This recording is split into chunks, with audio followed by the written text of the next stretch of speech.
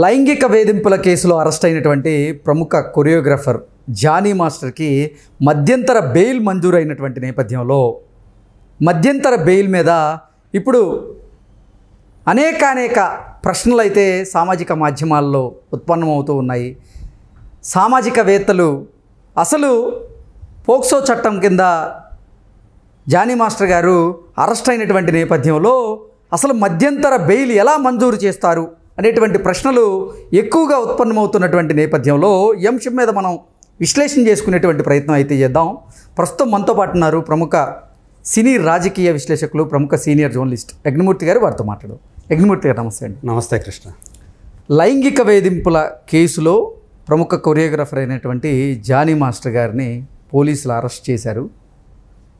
ఈ నేపథ్యంలోనే ఆయన బెయిల్కి అప్లై చేయడం, కోర్టు కూడా ఆయనకి మధ్యంతర బెయిల్ని మంజూరు చేసినటువంటి నేపథ్యంలోనే ఈ మధ్యంతర బెయిల్ మీద భిన్న అభిప్రాయాలు, భిన్న స్వరాలు అయితే వ్యక్తమవుతూ ఉన్నాయి. సామాజిక మాధ్యమాల్లో కొంతమంది సామాజికవేత్తలు, అలాగే కొంతమంది యువత కూడా ఈ మధ్యంతర బెయిల్ ఎలా ఇస్తారు అంటూ కూడా కొన్ని ప్రశ్నలు అయితే ఉత్పన్నమవుతూ ఉన్నాయి, లేవనెత్తుతూ ఉన్నారు.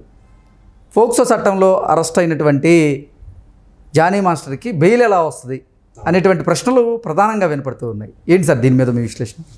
పోక్సో చట్టం అంటేనే అంటే మైనర్ల మీద లైంగిక వేధింపుల నిరోధక చట్టం అది పోక్సో అనేది. సో ప్రొటెక్షన్ వాళ్ళ నుంచి ప్రొటెక్ట్ చేసేటువంటి చట్టం అది. సో అది నాన్ బెయిలబుల్ కేసు. అసలు ఎట్టి పరిస్థితుల్లో కూడా బెయిల్ రాదు. పైగా అది నిరూపణ అయితే యావజ్జీవ శిక్ష కూడా విధించేటువంటి కఠినమైనటువంటి శిక్షలు ఉన్నటువంటి చట్టం. సో అలాంటి చట్టం కింద అరెస్ట్ అయినటువంటి ఆయన జానీ మాస్టర్ ఎలా మధ్యంతర బెయిల్కి అర్హత సాధించాడు అనేది చాలామంది సామాజికవేత్తల్ని కలవరబెట్టింది. కొంతమంది అయితే తాము షాక్కు గురయ్యామని చెప్పేసి తమ సోషల్ మీడియా మాధ్యమం ద్వారా సో వాళ్ళు తమ అభిప్రాయాల్ని అలాగే తమ విచారాన్ని వ్యక్తం చేస్తూ వస్తున్నారు. మనందరికీ తెలుసు, అంటే వాళ్ళిద్దరూ కూడా కొంతమందితో మనం మాట్లాడినప్పుడు డాన్సర్లతో కానివ్వండి, కొరియోగ్రాఫర్తో కానివ్వండి, వాళ్ళిద్దరూ కూడా పరస్పరం ఇష్టపడే సహజీవనం లాంటివి చేశారు. అలాంటప్పుడు ఆమె ఏదైతే కేసు పెట్టారో బాధితురాలు, ఇక్కడ బాధితురాలుగా పిలువబడుతున్నామే, అది నిజమైన కేసు కాదు, ఏదో మొత్తానికి దురుద్దేశపూరితంగా పెట్టారు. కొంతమంది అంటే జానీ మాస్టర్ పాపులారిటీని చూసి ఓరవలేని వాళ్ళు, సో ఇందులోనే కొంతమంది యూనియన్లోనే కొంతమంది ఉన్నారు, వాళ్ళు వాళ్ళ ప్రేరేపణతోటి ఆమె కేసు పెట్టారు. పైగా మాస్టర్ గురించి నెగిటివ్గా ఆమెకు నూరు పోశారు. ఆమె యూనియన్ కార్డు కోసం కొరియోగ్రాఫర్గా వర్క్ చేసుకోవాలంటే ఖచ్చితంగా గుర్తింపు కార్డు అనేది ఉండాలి యూనియన్ నుంచి. సో కొరియోగ్రాఫర్ కార్డు అనేది ఆమెకి ఇవ్వకుండా మాస్టరే అడ్డుపడుతున్నాడు, ఎందుకంటే అధ్యక్షుడి హోదాలో ఉన్నాడు యూనియన్కి ఆ టైంలో అనేది బాగా ఆమెలోకి ఇంజెక్ట్ అయింది. అందు గురించే ఆమె ఆ కేసు పెట్టారు అని చెప్పేసి ఇలాంటి వాదనలు కూడా వచ్చాయి.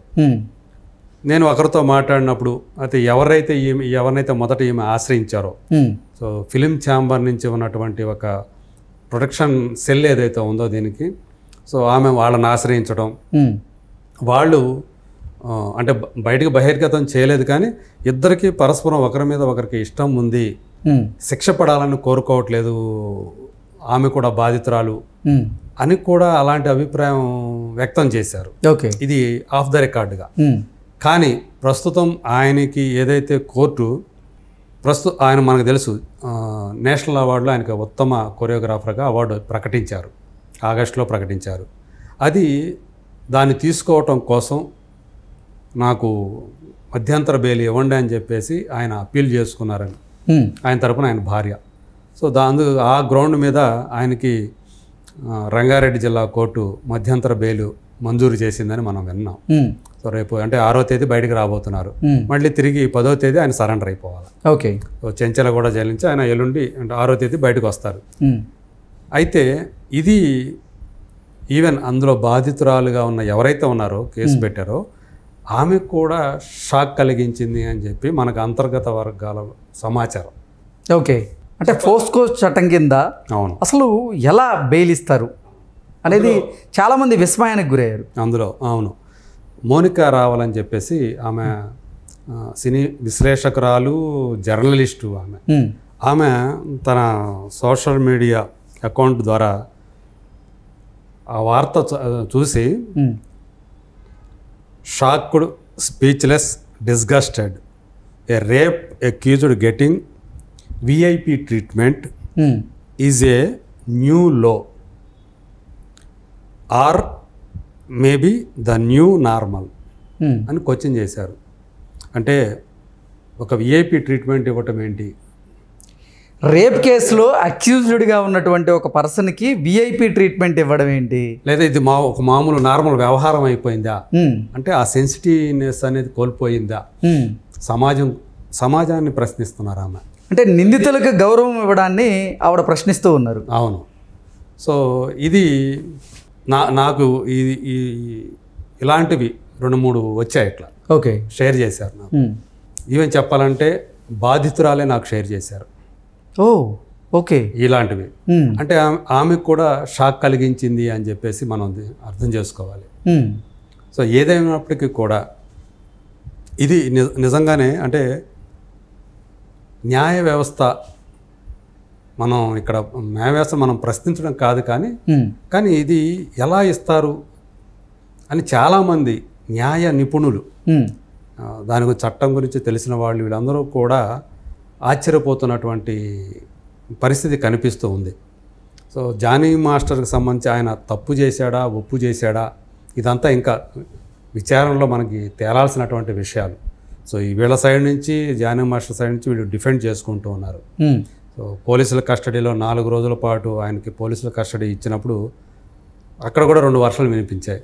ఆయన తప్పు అంగీకరించాడు. ఏవైతే బాధితురాలు తన ఫిర్యాదులో పేర్కొన్న అంశాలు ఏవైతే ఉన్నాయో, తనని ఆయన ఎలా ఇబ్బంది పెడుతూ వచ్చాడు, ఎలా లైంగికంగా వేధిస్తూ వచ్చాడు అనే విషయాలు ఆమె ఏవైతే చెప్పాడో అవన్నీ కూడా అంగీకరించాడని చెప్పేసి ఒక సైడ్ ఒక ప్రచారంలోకి వచ్చింది. అందులో ఆమె ప్రస్తావించిన అంశాలు ఏవి కూడా ఆయన ఒప్పుకోలేదు. కావాలని తన మీద దురుద్దేశపూరితంగా ఇలాంటి ఆరోపణలు చేస్తున్నారని చెప్పేసి ఆయన వాదించారు, ఆయన చెప్పుకొచ్చారు అని చెప్పేసి, దానికి సంబంధించి బలమైన ఆధారాలు గనక వాళ్ళు రికార్డ్ చేసి ఉన్నట్లయితే ఈరోజు మధ్యంతర బెయిల్ వచ్చి ఉండేది కాదు అని చెప్పి నిపుణులు అంటున్నారు. ఓకే. అంటే పోలీసులు సబ్మిట్ చేయలేకపోయారా బలమైనటువంటి ఆధారాలని? అంటే ప్రాథమిక ఆధారాలు, బలమైనటువంటి ఆధారాలు లేనందువల్లే ఆయనకు మధ్యంతర బెయిల్ వచ్చిందా అనే కోణం నుంచి కొంతమంది మాట్లాడటం మనకు కనిపిస్తూ ఉంది. సో మొత్తానికి చాలామంది సామాజికవేత్తలు కానివ్వండి, విశ్లేషకులు కానివ్వండి, అలాగే పోక్సో చట్టం గురించి అవగాహన ఉన్నవాళ్ళు కానివ్వండి, వాళ్ళందరూ కూడా నిజంగా దిగ్భ్రాంతి చెందిన సందర్భంగా దీన్ని చెప్పుకోవాలి. ఓకే. సో ఏదైనప్పుడు కూడా మరి జానీ మాస్టర్ అంటే ఇది కోర్టు చెప్పడం ఏంటంటే మరోసారి మళ్ళీ మధ్యంతర బెయిల్కి అప్పీల్ చేసుకోవద్దని చెప్పేసి కూడా కండిషన్ పెట్టింది. ఆ కండిషన్ మీద ఇప్పుడు రిలీజ్ చేస్తున్నారని. అయితే ఇక్కడ రాష్ట్రపతి భవన్కి, అలాగే కేంద్ర ప్రభుత్వానికి, పిఎంఓకి దీన్ని నేను చెప్పిన ఈ మోనికా రావల్ ఆమె ట్యాగ్ చేశారు. ఓకే. ఎందుకంటే నేషనల్ అవార్డు, ఫిలిం అవార్డ్స్ ఇచ్చేది రాష్ట్రపతి. ఒక పోక్సో చట్టం కింద అరెస్ట్ అయినటువంటి ఒక వ్యక్తి రేపొద్దున ఏ ముఖం పెట్టుకొని నీకు నేషనల్ ఫిలిం అవార్డుని అంతమంది ప్రతిష్టాత్మకమైనటువంటి మనుషుల మధ్య నిలబడి ఒక సర్వోన్నత స్థానంలో ఉన్నటువంటి ఒక రాష్ట్రపతి చేతుల మీదుగా తీసుకుంటారు అనే క్వశ్చన్ కొంతమంది లేవదీస్తూ ఉన్నారు. సో మరి నిజంగానే ఆయన వెళ్తారా? ఢిల్లీకి వెళ్ళి నిర్భయంగా ఎలాంటి ఇబ్బంది పడకుండా అవార్డు తీసుకోగలుగుతారా?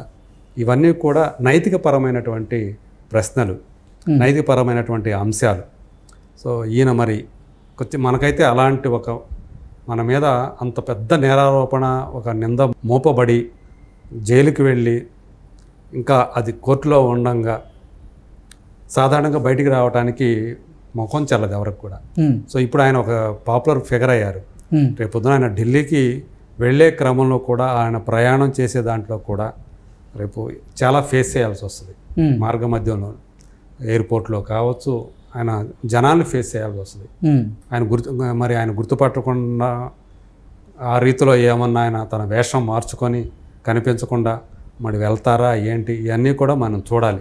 ఎగ్జాక్ట్. అయితే ఇప్పటివరకు కూడా మరి ఆయన ఏదైతే నేషనల్ అవార్డు తీసుకోవాలనే గ్రౌండ్ మీద అయితే బెయిల్ అయితే పొందారో ఇప్పటివరకు కూడా అంటే అఫీషియల్గా రాలా.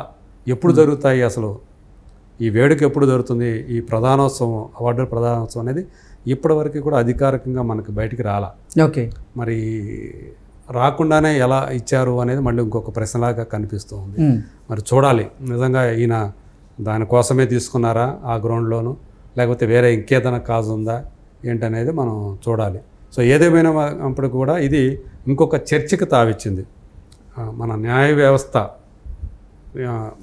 ఇలాంటి పరిస్థితికి లోనైపోయిందా అనేది. అంటే ఒక పోక్సో చట్టం కింద అరెస్ట్ అయిన వ్యక్తికి ఇమీడియట్గా ఎన్నో రోజులు కాలేదు ఆయన అరెస్ట్ అయ్యి రిమాండ్కి వెళ్ళి. సో అంతలోనే మధ్యంతర బెయిల్ మీద వస్తూ ఉండటాన్ని అది చాలామంది తప్పు పడుతున్నారు. Okay. Okay sir, thank you so much. Thank you.